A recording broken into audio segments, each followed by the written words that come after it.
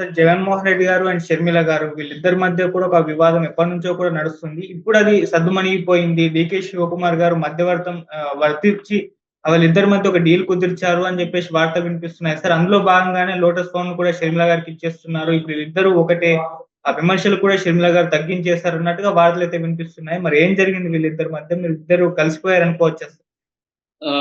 యాక్చువల్‌గా ఈ న్యూస్ అయితే ఇప్పుడు వైరల్ అవుతుంది. ఎందుకంటే మనం గత కొంతకాలం నుంచి ఎక్కువ సమయం జగన్ ఆహ్, బెంగుళూరులోనే ప్యాలెస్‌లో గడుపుతున్నాడు.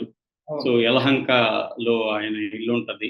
సో, అక్కడే ఎక్కువ గడుపుతున్నాడు. ఎందుకు గడుపుతున్నాడంటే ప్రధానంగా కాంగ్రెస్ పార్టీతో మంతనాలు చేస్తున్నాడు. అక్కడ డీకే శివకుమార్ కాంగ్రెస్ పార్టీ అధికారంలో ఉంది కాబట్టి, వాళ్ళ ద్వారా తను కేంద్ర కాంగ్రెస్ అధిష్టానంతో చర్చల్లో ఉన్నాడు. ఎందుకంటే అతనికి ఇండియా కూటమి తప్ప ఇప్పుడు దిక్కులేని పరిస్థితి. మోడీ ఇప్పటివరకు అపాయింట్‌మెంట్ కూడా ఇవ్వలేదు జగన్‌కి. ఎప్పటినుంచో అడుగుతున్నా. సో, మోడీ గాని, అమిత్ షాలు గాని జగన్‌కి అపాయింట్‌మెంట్ ఇవ్వట్లేదు. జగన్‌ని సేవ్ చేసే పరిస్థితి ఆహ్, కనిపించట్లేదు. అందుకని ఉన్న ఆల్టర్‌నేటివ్ ఏందంటే ఇండియా కూటమిలో చేరడం. ఇండియా కూటమిలో చేరడం వల్ల నేషనల్ లెవెల్‌లో జగన్‌కి కొంత ప్రొటెక్షన్ ఉంటది. రేపు నెక్స్ట్ ఇండియా కూటమి అధికారంలోకి వచ్చే పరిస్థితి కూడా కనబడుతుంది 2029లో. అందుకని ఇప్పటి నుంచి ఇండియా కూటమిలో ఉంటే చంద్రబాబు రేపు ఇండియా కూటమిలో ఒకవేళ రావాలన్నా చంద్రబాబుకి డోర్స్ క్లోజ్ అయిపోయి ఉంటాయి. కాబట్టి India long term and short term plan దృష్టిలో పెట్టుకొని జగన్ అక్కడ బెంగుళూరులో మంత్రాలు చేస్తున్నారు. అయితే జగన్‌కి అత్యంత ఈ గోల్ ఏదైతే ఉందో, ఈ గోల్‌కి అత్యంత ప్రమాదకరంగా ఉండేది వాళ్ళ ఓన్ చెల్లెలే షర్మిల. షర్మిల అడ్డుపడుతుంది. షర్మిల కాంగ్రెస్‌లోకి లేదా కూటమిలోకి జగన్ రావడాన్ని తీవ్రంగా వ్యతిరేకిస్తుంది రాహుల్ గాంధీ దగ్గర. సో, తను జగన్ గాని చేరితే నేనెళ్ళిపోతానన్నట్టుగా బెదిరిస్తుంది. షర్మిల తప్ప ఇప్పుడు కాంగ్రెస్ పార్టీకి వేరే దిక్కు కూడా లేదక్కడ. ఎందుకంటే ఆ మాత్రం కొద్దిగా కరిష్మా ఉండి, కొంత నాలెడ్జ్ ఉండి, ఒక బ్యాక్‌గ్రౌండ్ ఉండి, ఒక లెగసీ ఉండి, వైఎస్ఆర్ లెగసీ చేయగలిగిన వ్యక్తులు ఇంకెవరు కాంగ్రెస్ పార్టీలో కనబడట్లేదు. అందులో రఘువీరారెడ్డి లాంటి వాళ్ళందరూ ఏజ్ అయిపోయింది. వాళ్ళు ఆల్మోస్ట్ రిటైర్డ్ అయిపోయారు. సో, వాళ్ళేమన్నా ఉంటే గైడ్ చేయగలరు తప్ప, వాళ్ళు యాక్టివ్‌గా పనిచేసే పరిస్థితి లేదు. షర్మిల అవన్నీ చేయగలరు. కాబట్టి వాళ్ళకి కాంగ్రెస్ పార్టీకి షర్మిలని కాదని జగన్ ఇప్పటికిప్పుడు తీసుకోవడం వల్ల వాళ్ళకు ఒరిగేది కూడా ఏం లేదు. ఎందుకంటే ఇప్పుడు ఆంధ్రప్రదేశ్‌లో షర్మిల ఉండడం వల్ల కనీసం కొంత మెల్లమెల్లగా అయినా గ్రోత్ ఉంటది కాంగ్రెస్ పార్టీకి. షర్మిలని పక్కన పెట్టి జగన్‌ని కూటమిలోకి తీసుకురావడం వల్ల కాంగ్రెస్ పార్టీకి ఇప్పటికిప్పుడు ఒరిగేదేం లేదు. ఎందుకంటే జగనే అత్యంత బలహీనంగా ఉన్నాడు. జగన్‌కి కాంగ్రెస్ పార్టీ అవసరం తప్ప కాంగ్రెస్ పార్టీకి జగన్ ఇప్పటికిప్పుడు ఏమి అవసరం లేదు. సో, ఈ పరిస్థితిలో షర్మిల వాళ్ళు రాహుల్ గాంధీ గాని, వీళ్ళు గాని డీకే శివకుమార్‌కి ఏం చెప్పారంటే, మీరు షర్మిలని కన్విన్స్ చేసుకొని షర్మిలతో డీల్ కుదుర్చుకోండి. దాని తర్వాత రండి అని చెప్పినట్టుగా తెలుస్తుంది. దాంతో జగన్ విజయమ్మ ద్వారా షర్మిలతో డీల్‌కి ఓకే చేశాడు. ముఖ్యంగా షర్మిలకి జగన్ మీద కోపం 2 విషయాల్లో ఉంది. ఒకటి ఆస్తుల పంపకం, 2 రాజకీయాల్లో తనకి ఇంపార్టెన్స్ ఇవ్వకపోవడం. ఈ 2 అసంతృప్తులు షర్మిలకున్నాయి. సో, ఈ రెండిట్లో గూడా జగన్ ముందుగా ఆస్తుల విషయాన్ని చక్కబెట్టడానికి రంగంలోకి దిగాడని చెప్తారు. ఇప్పటివరకు అక్కడున్న హైదరాబాద్‌లో ఉన్న లోటస్ పాండ్ తనకి ఇవ్వమని ఎప్పటినుంచో షర్మిల అడుగుతుంది. కానీ జగన్ ఇవ్వట్లేదు. సో, దాన్ని ఇప్పుడు జగన్ ఇవ్వడానికి ఒప్పుకున్నాడు. షర్మిలకి లోటస్ పాండ్ ఆల్రెడీ ఇచ్చేసినాడని కూడా చెప్తున్నారు. సో, అందుకనే రేవంత్ రెడ్డి కూడా లోటస్ పాండ్‌లో ఆక్రమణలకు గురైన దీన్ని కూడా మళ్ళీ దానికి ముందుకెళ్ళలేదు. వెళ్ళిన ఆఫీసర్‌ని కూడా సస్పెండ్ చేశాడు గతంలో. కాబట్టి షర్మిలకి లోటస్ పాండ్ ఇచ్చేశారు. షర్మిల విమర్శలు ఇక మీదట ఆపేస్తుంది అని కూడా అంటున్నారు. బట్ 3 రోజుల ముందు కూడా షర్మిల జగన్‌ను విమర్శించింది. బుడమేరు బుడమేరు వల్ల వరదలు విజయవాడకి రావడానికి ప్రధాన కారణం జగన్ నీటిపారుదల వ్యవస్థల్ని, నిర్వహణల్ని పక్కన పెట్టేశాడు. ప్రాజెక్టుల నిర్వహణ అనేది కంప్లీట్‌గా బ్యాక్ సీట్‌కెళ్ళిపోయింది. అందుకే ఈ ప్రమాదం జరిగింది అనేది కూడా ఆమె విమర్శించింది. జగన్‌ని టార్గెట్ చేసింది ప్రధానంగా. సో అయితే ఇదంతా ఉత్తుత్తిదేనా?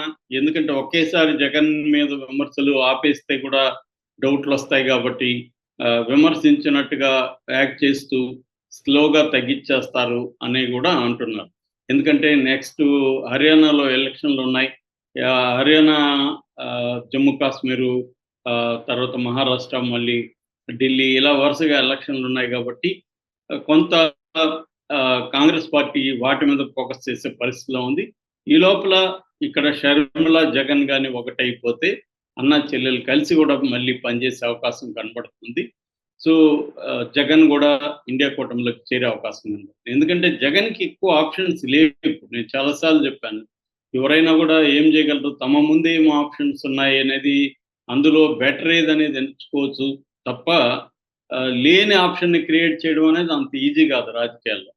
సో ఎంత శక్తిమంతులైనా కూడా ఒక్కొక్కసారి ఎక్స్టర్నల్ కండిషన్స్ అంటే బయట పరిస్థితులు కోఆపరేట్ చేయకపోతే ఎంత శక్తివంతులైనా ఏమీ చేయలేరు. ఒకప్పుడు మనకు సోనియా గాంధీ అంటే సర్వశక్తిమంతురాలు అనుకున్నాం. 10 ఏళ్ళు పరిపాలించింది ఆమె ఇండైరెక్ట్‌గా.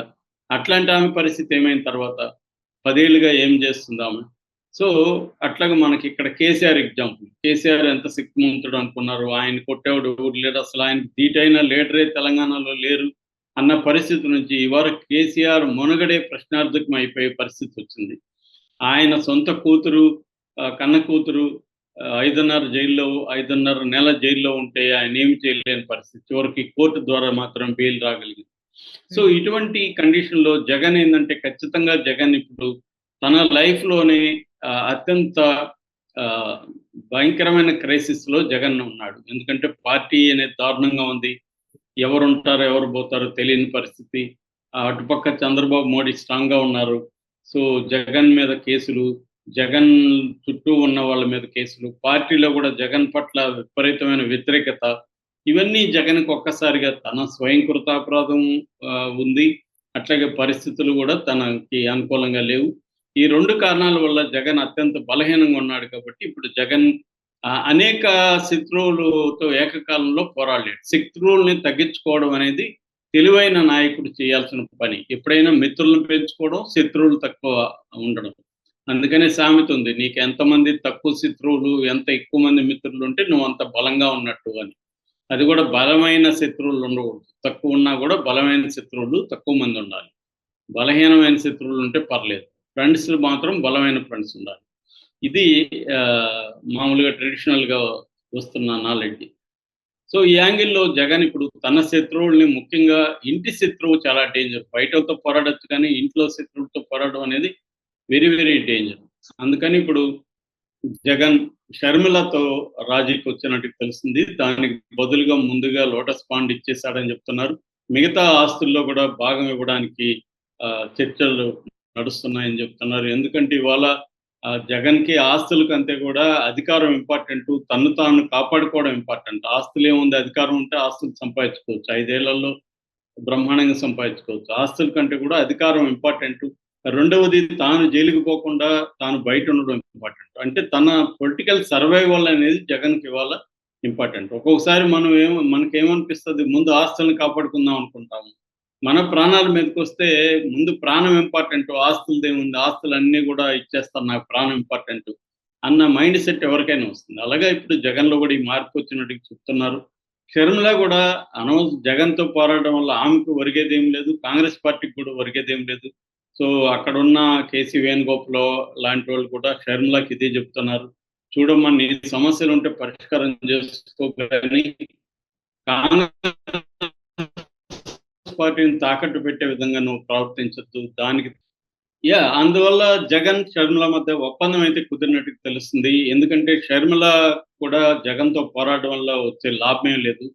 సో కాబట్టి కాంగ్రెస్ పార్టీ కూడా సలహా ఇచ్చిందని చెప్తున్నారు సెటిల్ చేసుకోమని. సో సెటిల్ అయినట్టే